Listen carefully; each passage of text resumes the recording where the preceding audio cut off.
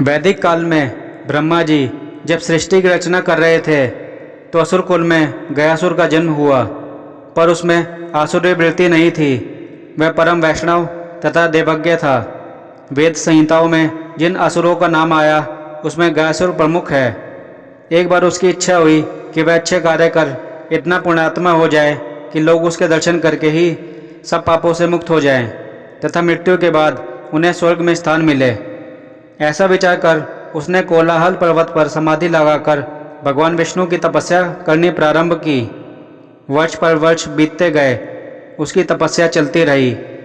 उसके कठोर तप से प्रभावित होकर भगवान विष्णु प्रकट हुए और गयासुर की समाधि भंग करते हुए कहा, महात्मन गयासुर उठो, तुम्हारी तपस्या पूर्ण हुई। किस उद्देश्य के लिए तुमने इतना कठोर तप किया? अपना इच्छित वर मांगो। गयासुर ने आंखें खोली तो देखा सामने चतुर्भुज भगवान विष्णु खड़े हैं। गयासुर ने चरणों में दंडवत प्रणाम कर कहा, भगवान आपके चतुर्भुज रूप का दर्शन कर मेरे सब पाप दूर हो गए। मुझे ऐसा लगता है कि आप इसी रूप में मेरे अंदर समा गए हैं। अब तो यही इच्छा है आप इसी रूप में मेरे शरीर में वास करें तथा जो मुझे देखे उसे मेरे बहाने आपके दर्शन का पुण्य मिले तथा उसके भी सभी पाप नष्ट हो जाएं और वह इतना पुण्यात्मा हो जाए कि मृत्यु के बाद उस जीव को स्वर्ग में स्थान मिले। मेरे इस तप का फल उन सबको प्राप्त हो जो मेरे माध्यम से आपके अप्रत्यक्ष दर्शन करें। गयासुर की सार्वजनिक कल्याण भावना से भगवान विष्णु बहुत प्रभावित हुए और हाथ उठाकर बोले, तथास्तु। ऐसा कहते ही भगवान अंतर्ध्यान हो गए।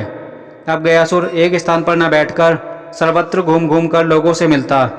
फलस्वरूप जो भी उसे देखता उसके पापों का क्षय हो जाता और वह मरणोपरांत स्वर्ग का अधिकारी हो जाता। इससे यमराज की व्यवस्था में व्यवधान आ गया। अब किसी के कर्म फल का लेखा जोखा वह क्या रखे। जब गयासुर के दर्शन होते ही उसके सब पाप नष्ट हो जाते हैं तथा वह स्वर्ग का अधिकारी हो जाता है, तो फिर नरक दूतों का क्या कार्य रहा। उन्होंने ब्रह्मा जी के सामने यह समस्या रखी। ब्रह्मा जी ने कहा, ठीक है, इसका कुछ उपाय करते हैं। कर्म फल का विधान बना रहना चाहिए। हम उसके शरीर पर एक यज्ञ का आयोजन करते हैं तथा मैं और अन्य सारे देवता उसकी पीठ पर पत्थर रखकर उस पर बैठकर उसे अचल कर देंगे। फिर यह कहीं नहीं जा सकेगा। गयासुर की पीठ पर यज्ञ हो, यह तो और पुण्य का काम है। गयासुर ने ब्रह्मा जी के इस प्रस्ताव को सहर्ष स्वीकार कर लिया। ब्रह्मा जी यमराज सहित सारे देवताओं को लेकर पत्थर से दबाकर उस पर बैठ गए। अपने ऊपर इतना भार होने पर भी गयासुर अचल नहीं हुआ। देवगणों को चिंता हुई तो ब्रह्मा जी ने कहा, इसे भगवान विष्णु ने वरदान दिया है, इसलिए हम विष्णु जी की शक्ति का आह्वान करें तथा उन्हें भी इस शिला पर अपने साथ बैठाएं, तब यह अचल होगा। ब्रह्मा जी समेत सब देवों ने विष्णु जी का आवाहन किया तथा अपनी ओर यमराज की समस्या बताई। विष्णु जी इस पर विचार कर जब सबके साथ उस पर बैठे तब कहीं जाकर वह अचल हुआ। विष्णु जी को अपने ऊपर आकर बैठे देखकर उसने देवताओं से कहा, आप सब तथा भगवान विष्णु की मर्यादा के लिए अब मैं अचल होता हूँ तथा घूमकर लोगों को दर्शन देकर जो उनका पाप क्षय करता था उस कार्य को समाप्त करता हूँ। पर आप सबके इस प्रयास से भी भगवान विष्णु का यह वरदान व्यर्थ नहीं जाएगा। भगवान, अब आप मुझे पत्थर शिला के रूप में परिवर्तित कर यहीं अचल रूप में स्थापित कर दें। गयासुर का यह मर्यादित त्याग देखकर भगवान विष्णु प्रसन्न हो उठे और बोले, गयासुर, तुम्हारा यह त्याग व्यर्थ नहीं जाएगा। इस अवस्था में भी तुम्हारी कोई इच्छा हो तो कहो, मैं उसे पूर्ण करूँगा। गयासुर ने कहा, नारायण, मेरी इच्छा है कि आप इन सभी देवताओं के साथ अपरोक्ष रूप से इसी शिला पर विराजमान रहे और यह स्थान मरणोपरांत धार्मिक कृत्य के लिए तीर्थ स्थल बन जाए। जो व्यक्ति यहाँ अपने पितरों का श्राद्ध करे, तर्पण पिंडदान करे, उन मृतात्माओं को नरक की पीड़ा से मुक्ति मिले।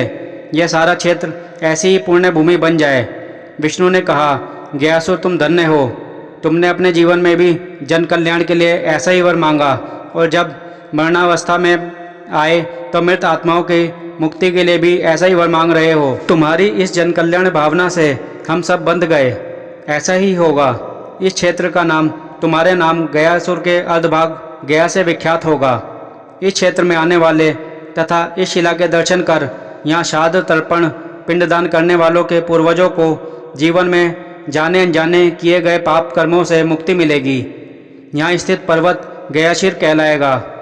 गयाशीर पर्वत की परिक्रमा फल्गु नदी में स्नान तथा इस शिला का दर्शन करने पर पितरों का तो कल्याण होगा ही, जो यहाँ इस उद्देश्य से आएगा उसके पुण्य में भी श्रीवृद्धि होगी। भगवान विष्णु से ऐसा वर पाकर गयासुर संतुष्ट होकर शांत हो गया। बिहार प्रदेश में स्थित गया पितरों के श्राद्ध पिंड दान का महत्वपूर्ण तीर्थ स्थान है।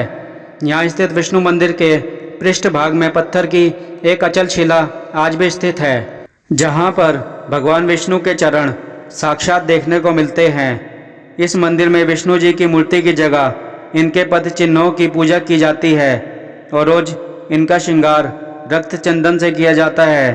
कथा सुनने के लिए धन्यवाद।